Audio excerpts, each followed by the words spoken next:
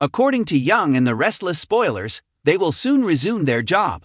Although there are some plots involving Nick Newman, Joshua Morrow, and other characters that we would rather not watch.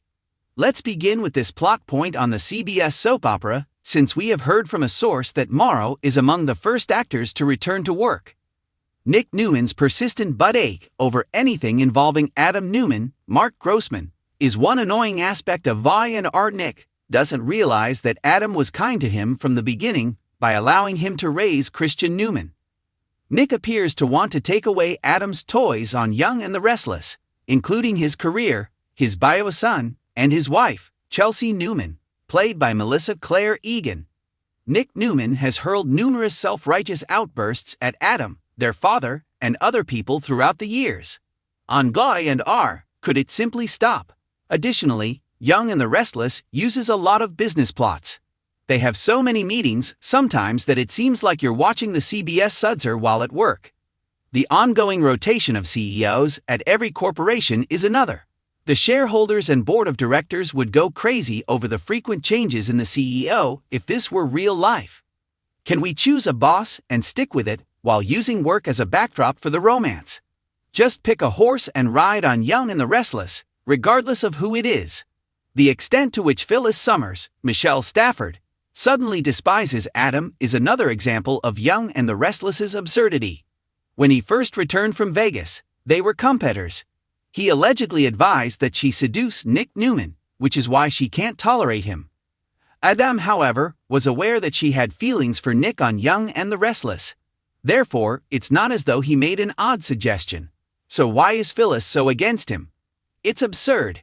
It makes logical that she despises Victor Newman, Eric Braeden. Instead, let's return to that storyline. Adam, Chelsea, Nick is another plot point that seems disorganized. Chelsea didn't want Adam back in her life from the beginning, as you may recall. After abruptly divorcing Nick Newman, she remarried and moved on. Then she was thrilled and fell in love with Nick once more. So why would Chelsea's affection for his brother be abruptly destroyed by a few episodes in Young and the Restless where Adam becomes close to her? According to our insider, Egan was adamant about a Chatham match. But according to a CBS source, she will shortly return to Nick. So, choose one, Y&R, shall we? In addition, Young and the Restless featured a romantic triangle with Summer Newman, Hunter King, Kyle Abbott, Michael Mealer, and Lola Rosales, Sasha Cal. No more of that either, please. Let Lola investigate things with Theo Vanderway, Tyler Johnson, and leave Summer with Kyle. Young and the Restless and other soap operas frequently feature love triangles, but viewers quickly get weary of them. Therefore, even if the pairings continue to argue, this is a chance to let them go on. They don't have to bounce back and forth on the CBS Sudser to have drama. According to rumors, CBS instructed the authors to update and improve their plots during the break. They will thus split up couples and start new ones, and Nick Newman will be a part of it. As we anticipate new Y&R episodes in the early fall, watch to see what occurs. Drama is essential to soap operas. According to the hypothesis, ratings increase with the size of the twist.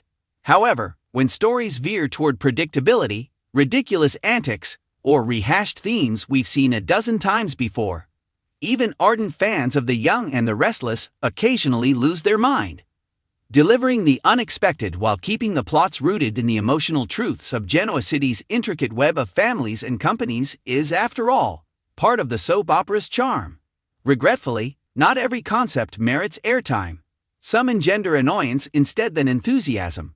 Others distort treasured figures into caricatures or demean them. And some are so overdone that they virtually shout, "The writer's room ran out of ideas." This is a thorough examination of the stories that I and our viewers fervently hope the upcoming episodes will steer clear of, beginning with Nick Newman and his notorious outbursts. Nick Newman has been the moral middle child of Genoa City for many years. He lacks Adam's recklessness and Victor's ruthlessness. However, the authors made the mistake of assigning Nick a single default response to everything, the tantrum, somewhere along the line. Does Victoria take a risk in her business dealings? Nick sulks. Is Adam's breathing directed toward Nick? Nick shuts a door. Does Nick disagree with Sharon's viewpoint? Now for the pouting. His character development seems to have stalled in adolescence. Joshua Morrow adds charm and energy, but Nick comes across as a man trapped in permanent childhood due to his incessant ranting and brooding. Fans are hungry for progress. It feels like reruns to watch Nick lose his temper with his family about the same things: business, loyalty, and Sharon. The audience now wants him to use his annoyances for something positive. Perhaps a different dynamic in their connection, or an unexpected partnership that upends his perspective. Not another round of pouting and rushing out of crimson lights, please. Before the audience leaves, how many times can the mustache cheat death? In Genoa City, Victor Newman's health scares are now as frequent as company takeovers. Victor has experienced heart attacks, strokes, fainting episodes, and more. The family always congregates at his bedside. Tears fall. Nikki holds his hand tightly. The kids promise not to quarrel anymore. Victor heals, marches out of the hospital, and plans another hostile takeover by Friday, all according to plan. The audience is aware that Victor is not leaving. No one thinks Eric Braeden, the show's beating heart, will be written out with a hospital bed exit. Thus, there is no worry when another health scare occurs. Since fans are already aware of the conclusion, the emotional beats seem pointless. The younger generation should be mentored rather than terrified to death every sweep season if authors wish to explore Victor's age. Juicy soap opera cliches can be love triangles, but only if they change. The triangle of Nick, Sally, and Adam has devolved into a never-ending cycle of miscommunication, jealousy, and Nick's attempts to play the hero. Sally is divided again after choosing Adam one day and relying on Nick the next. It feels like a constant repetition, depriving Sally of her uniqueness and turning both guys into suitors in a terrible romantic comedy, even though the stakes should be enormous. A firecracker is Sally Spectra. She loses her freedom when she is reduced to who will she choose. Rather than merely bouncing between the Newman brothers, fans want to see her succeed as a mother, designer, and businesswoman. Furthermore, Adam doesn't require yet another love fixation to define him. Nick doesn't have to play safe rebound guy again. It's worn out. Phyllis and Diane's rivalry has dominated Genoa City more than most. It used to be fiery, but now it could turn into ludicrous mudslinging. Phyllis seems to be planning Diane's demise every week, or Diane arrogantly proclaiming victory just for the cycle to resume. Strong women fighting one another can be fascinating, but a never-ending conflict without progress is tiresome. Rather than yelling at cocktail parties and boardrooms, both actresses need more substantial material. Fans are looking for a conclusion, or at the very least, a turn that transforms their relationship into something different. What if they had to work together to defeat a shared foe? What if they had to work together to operate J-Butt? Drama, huh? For a multi-layered figure like Sharon Collins. The writing of Newman Roselles and returning to Collins occasionally confines her to the role of the victim.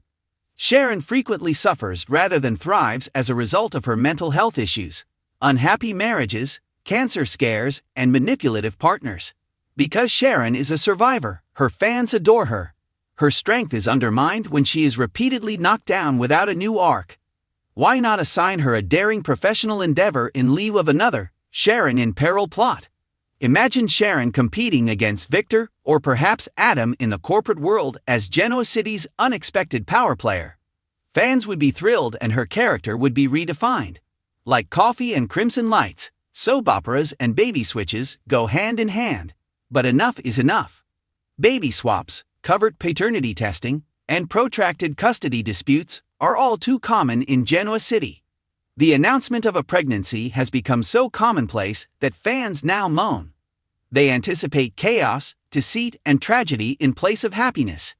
In Genoa City, the emotional burden of family is lessened by the constant baby drama. Instead of becoming a glitched plot device, a baby should enrich the lives of the characters. Why not create a tale in which a baby, instead of causing chaos, promotes harmony and development? Kyle Abbott possesses the Abbott legacy, the charisma, and the good looks. However, his plot has since been reduced to rebound romances whenever Audra or Summer sneeze at him. His business job suffers as a result of his heart's constant fluttering between women. Kyle's potential is diminished. Instead of being the most unsure boyfriend in Genoa City, He ought to be the rising star of Javat. Instead of letting him keep falling into the same love trap, fans want to see him take Jack's place. Jabat vs. Newman. Chancellor Winters v. Newman. Jabat against itself. Despite being soap opera stalwarts, the corporate conflicts have lost their impact in recent years. Every week, contracts are signed and torn up. Overnight, CEOs are sacked and then hired again. Meetings of shareholders occur more frequently than births, because it doesn't feel like the stakes are high. Instead of creating compelling drama, the back and forth makes business storylines seem like filler. Long-term storylines with real repercussions are what fans want, not a succession of power changes. Jack should be happy, but not at the expense of his honor. From brief relationships to Phyllis to Diane, Jack's romantic history has been a chronicle of heartache. It seems as though the authors are unable to decide whether Jack should be a sage father figure or a narcissistic teenager, rather than experiencing true growth. Jack is too respected by his fans to be reduced to desperation. His greatest tales are told when he is resolute in his role as Abbott leader, rather than stumbling through yet another failed romance. Reviving fan favorites can be enjoyable. However, the renewed romance between Christine and Danny runs the risk of turning into an excessive nostalgia trip. Reliving their rock star and sweetheart days or reenacting previous love triangles with Phyllis feels more like 1990s reruns than brand new drama. Why this storyline fails? While they may not want to live in the past, fans do want to honor it. Instead than only bringing up past romances, Christine should have a plot that showcases her development as a formidable lawyer. In addition, Danny might discuss parenting with Daniel or perhaps a mentoring relationship with up-and-coming musicians. Flo and Chelsea's histories are so intertwined because they have been conspirators, friends, foes, and allies so frequently. Chelsea reverts to planning whenever she appears to be saved. Chloe is pulled into the turmoil each time she vows to behave. Why this storyline fails? Since it impedes their development. Fans were given hope for more in-depth storylines by Chelsea's mental health arc. Chloe's devotion to her family ought to take precedence over cunning. It feels like character growth is being erased when old tricks are used again. Fundamentally, The Young and the Restless succeeds when it strikes a balance between tradition and novelty. Drama, controversies, and even outrageous plot twists are acceptable to fans as long as they seem well-deserved. Lazy shortcuts, such as tantrums, never-ending triangles, rehashed rivalries, and pointless health scares, are what audiences reject. Viewers of soap operas are astute. They have devoted decades to these people, and are drawn to tales that show development, change, and real astonishment. They want Victor to mentor instead than faint, Nick to quit pouting, Kyle to grow up, and Sharon to rise. Instead of rolling their eyes.